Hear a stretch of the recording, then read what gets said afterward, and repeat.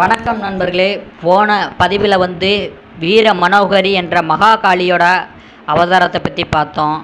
இந்த பதிவில் மாசானமுத்து சாமியை பற்றி பார்க்க போகிறோம். இந்த மாசானமுத்து சுவாமி எதற்கு இவருக்கு மாசானமுத்து என்று பெயர் வந்தது, எதற்கு சிவபெருமான் இவருக்கு மாசானமுத்து என்று பெயர் கொடுத்தார் என்பதை பற்றி பார்க்க போகிறோம். இந்த மாசானமுத்து சுவாமி தென் தமிழகத்தில் இருக்கக்கூடிய நிறைய பேருக்கு குல தெய்வமாக இருக்கிறது. குல தெய்வமாக இருந்து அவங்களுடைய குலத்தை காத்து கொண்டிருக்கிறது.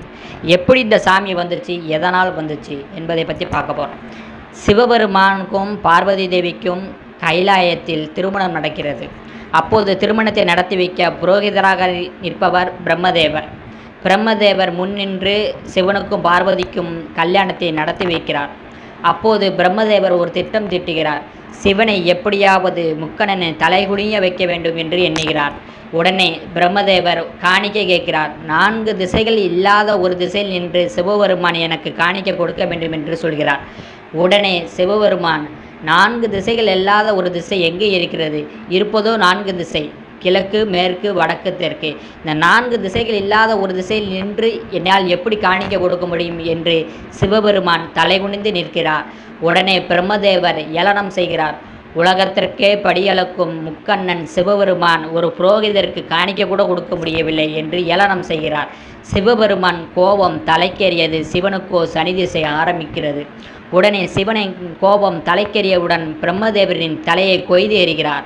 உடனே சிவனுக்கு பிரம்மகத்தி தோஷம் பிடிக்கிறது. பிரம்மதேவர் சபிக்கிறார்.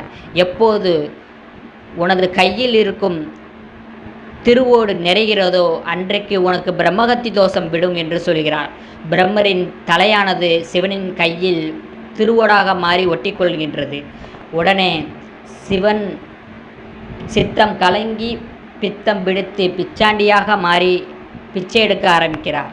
அவர் பிரம்மதேவரின் சாபத்தை ஏற்று பூலோகம் வருகிறார்.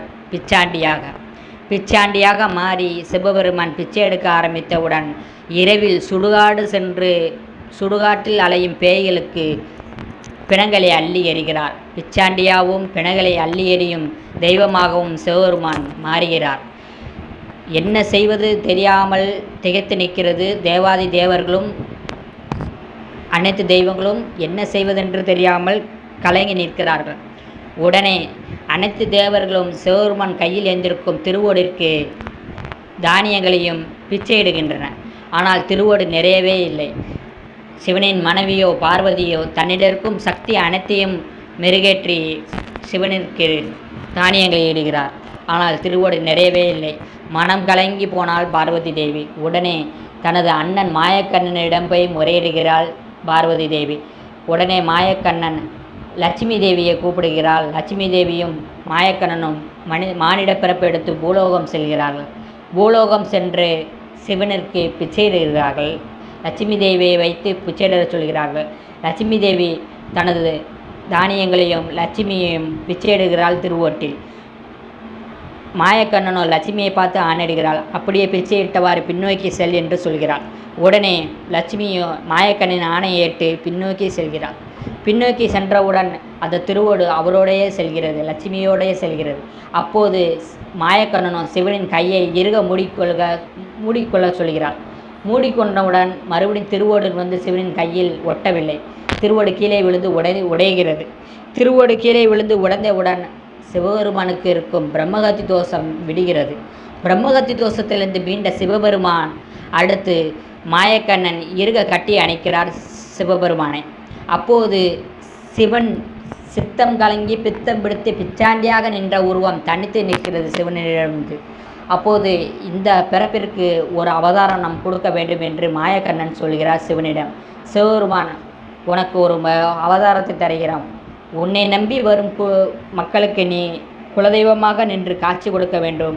குலதெய்வமாக அந்த குலத்தை காத்தரல வேண்டும் என்று சொல்கிறார்.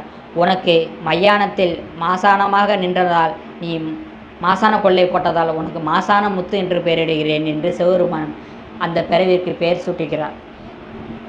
இப்படி சிவபெருமான் பிச்சாண்டியாக அலைந்து சனி திசையினால் ஒரு அவதாரம் உருவானதனால் அதுதான் மாசானமுத்து சுவாமி.